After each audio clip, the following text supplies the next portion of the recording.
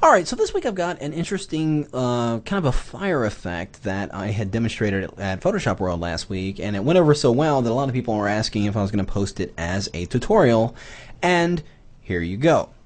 So what we have here is a document. It's just a regular blank document. I've got it set to a black background.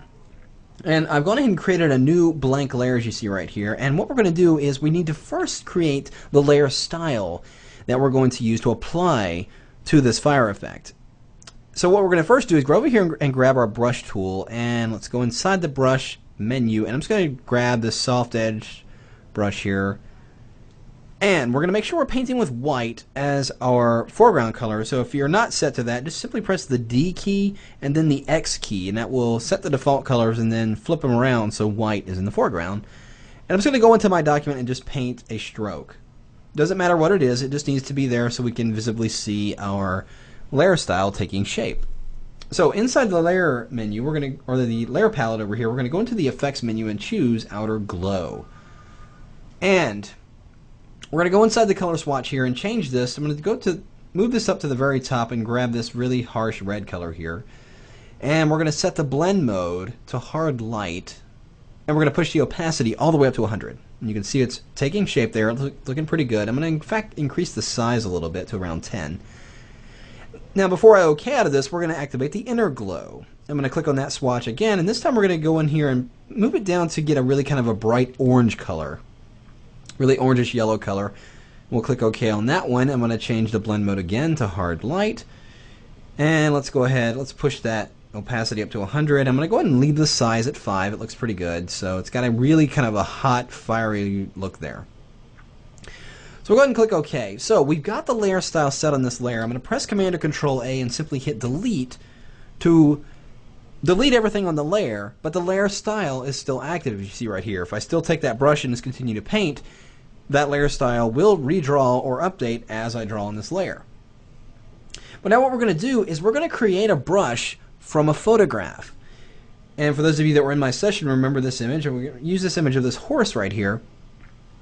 And I only want to use part of it, and it's going to work because we have this on a white background. You know, if you want to define a brush from an image in this case, it's going to help that it's against a white background because it's only going to define the darkest areas of your image, leaving the white areas alone, or in this case transparent when you define it as a brush. So with this horse image open, I'm going to grab my rectangular marquee tool and I'm just going to draw a box over this portion of the area, getting the horse's head and some of his body in there.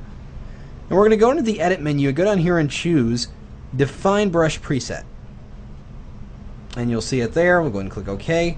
So we've already defined that area. Let's reduce this or minimize that and go back into our original image here and select that brush tool again. And this time let's go back into the brush engine, and it should be the very last thing we define right here is that horse brush. Now when I drag over to the document, notice what it does. It takes the shape of the horse, but now because it's a brush, we can size it like a brush. So I'm going to go over here and use my left bracket key and just size this down until it gets to a size that'll fit inside the image. Now of course remember, we are painting on this layer that has the layer style, painting with white, and if I just go in here and I just click once, notice what happens. It gives me kind of a really hot, kind of fiery looking horse there. Well, we're not quite done yet. Need to enhance this a little bit more. I'm going to load this layer as a selection. I'm going to Command or Control click right directly on that layer. And you can see it loads it. We're going to click and activate a layer mask here, and notice what it's done. It's masking away a little bit more of that area that we painted in and showing a little bit more of the layer style glow in there. So it's looking pretty good. Well, I'm going to go ahead and make a duplicate of this layer. And here's what I'm going to do. I'm going to take that layer mask on that duplicate layer, just grab the layer mask itself, drag it down to the trash, and it's going to ask you if you want to apply it or delete it. I'm going to go ahead and leave it to be applied. So keeps the masking that it applied, but it gets rid of the layer mask. We're also going to turn off the effects here. I'm actually going to drag those effects right to the trash. So all we've got is that white version on top of our original one. And we're going to change the blend mode to overlay. And it's going to make it a lot hotter there, giving it a much more fiery look to it. Notice the difference there. And that's simply just by having that on its own layer and then changing the blend mode. Well, now we're going to take it a little bit further. Now for this case, I'm going to go ahead and take this layer mask and throw it away too, because we've gone ahead and applied the effect we want it to look. It's looking the way I want it to, and everything looks good. Well, now what I want to do is go over here and grab my smudge tool, and let's get a relatively soft, just a normal edge brush here. And we're going to keep the strength at around 75, and you can certainly experiment with different settings here. I'm going to make that brush a little bit smaller, and what we're going to do is make the mane or the hair of the horse here, just by brushing it out, it's going to make it look like flames or fire that's kind of emanating from the back of this horse here. As you can see, because I've got that strength set very low, it's just going to get it very small strokes and only push those pixels so far, giving me what looks like a pretty convincing fire effect there. Well, let's take this area here and just going in all different directions to give me a very interesting effect there. And this is all because of that layer style. It's taken shape. So we can paint right on these layers and modify it, and the layer style will constantly update depending on how you manipulate the pixels on the layer, giving us that really cool fire effect in the end. We could go over here and let's just brush him. Maybe he's got some really hot breath coming out of his nose there. Maybe I want to put a bit of a shine on his eye, so let's go down here and I'm going to hold my shift key down and click right on his eye and just kind of push this way. And we'll click again and push this way, just to give it some very interesting nuances of fire and flames and really kind of like light emanating out of there. Let's push these out a little bit more. Just like that. Looking pretty cool. You can even go in here and let's go and grab a new brush. Let's grab... get one of these scatter brushes here. Let's get that one right there. Let's go into the brush options and modify it a little bit.